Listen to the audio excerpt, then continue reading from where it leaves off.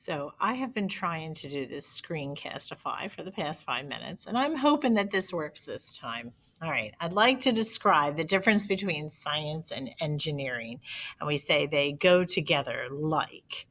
All right, so my goals here are to number one, come on, compare science and engineering, and on the first slide you'll see a comparison of the two. Second, I'm going to explain what inquiry is because that's the side of science that is going to that we're going to focus on in here. And then three, we're going to see how this inquiry applies to our labs, as well as us starting our pill bug lab this week or next week. Okay. All right. So let's get started. Here's the differences. If you could focus just on like number one of science, then number one of engineering, and I'll toggle back and forth between those two. So first off, science. Science sets out to study phenomenon. That's something unexplained, something interesting that you come across, an observation that you make. And the goal is to explain what's going on there. Engineering, on the other hand, fulfills like a human need. For instance, somebody needs something to keep them dry when it's raining outside, and an engineer would design, say, an umbrella or something. Okay. Number two, with the differences. Science asks and answers questions. So the questions are really like the driving force with science. They ask the questions and they set out to answer it. On the other hand, engineering, they set out to solve problems, human problems again. Okay. Science, number three, is inquiry based, and we'll go into a little bit more about what inquiry is. And engineering is design based. They're going to design a prototype and hopefully it will come to fruition. Number four, science works like, and I'm kind of combining 4 and 5 here. Science works bottom up by extracting information through like observations and the data.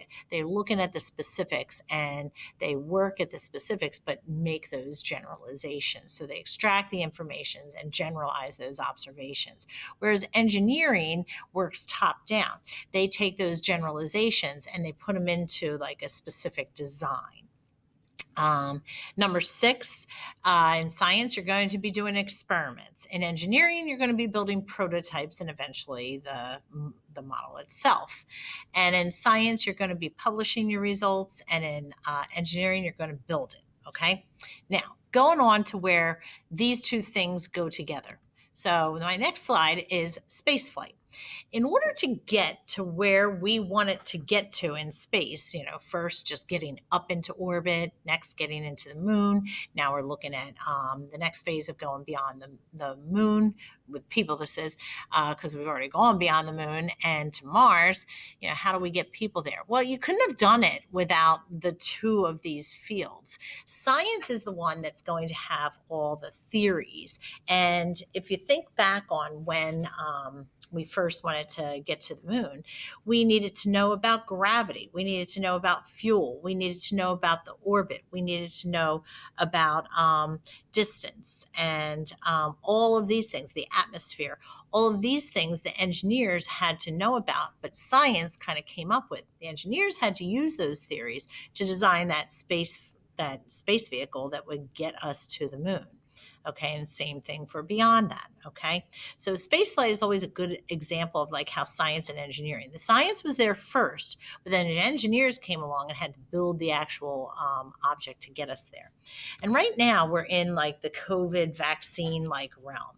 In this one, how does science and engineering work together? Well, first science had to decipher the structure and the functions of the virus, the COVID virus, which we talked about in class already. We talked about the little spike proteins on the envelope. We talked about the structure of the RNA, the single strand of RNA inside of it. We talked about the enzymes that it contains. Science had to find out those things. They had to find out that structure and function and even decode that RNA. They know how many bases are there. They know like what these bases are coding for. Once science had this stuff, then engineering kind of takes over to design the vaccine that we're going to do. Because remember, like engineering is also like molecular engineering, biochemical engineering, and that's what the engineers are working on now.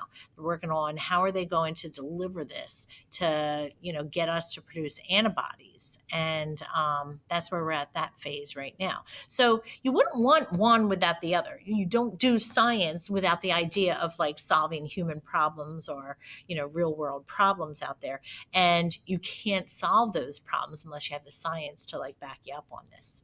Okay.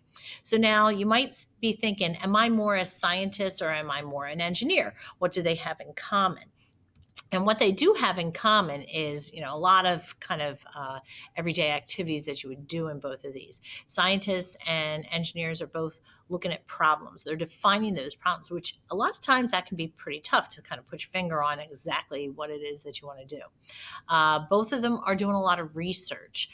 Both of them are brainstorming ideas. They're testing things. They're collaborating with colleagues. They're modifying things. They're finalizing things. And they're definitely reflecting on things to see, what works best. These are like commonalities between the two fields. Because sometimes you wonder, am I more like the science type? Am I more like the engineer type? Now, since you're in a science class, I'm going to focus on the science type. And science actually has like two parts to it. And you're going to see this in our labs throughout the year.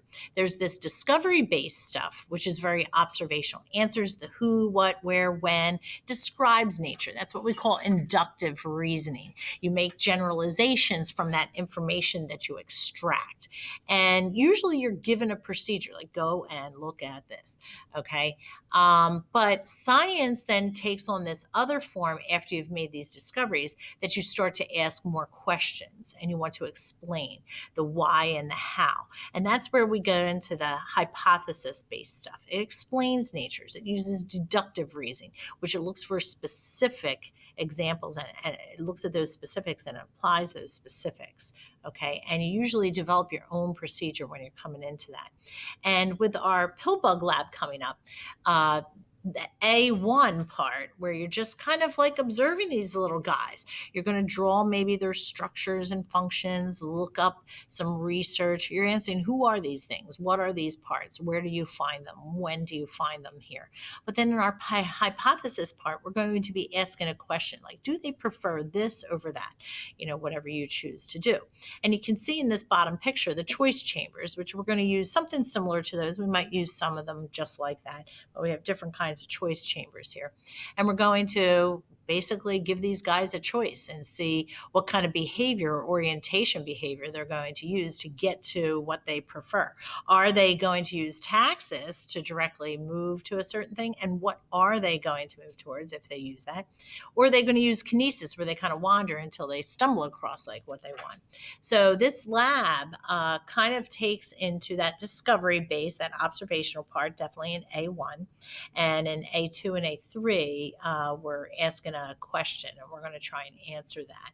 And as we go throughout the year, and I just want to say, in all of our labs, we're going to be, you're going to need to identify, like, when are we in this discovery mode? When are we in the hypothesis mode? And think of the discovery as always answering that who, what, where, when. And the hypothesis is asking the why and the how, which I personally think is sometimes the more interesting part. But we're most likely going to have both components throughout the year, sometimes just discovery, sometimes just hypothesis. And we're definitely going to collaborate. So our lab tables, our different lab groups, as well as lab groups in the other class, we're going to collaborate and we're going to, merge our data together to come up with, well, what's really the answer here? Because we're scientists and we want to ask questions, but we also want to answer those questions. So that's the difference between science and engineering. I hope this helps to understand maybe what field you want to get into. Are you more the kind to do inquiry, or are you more the kind to build it? Okay. And talk to you soon. Bye-bye.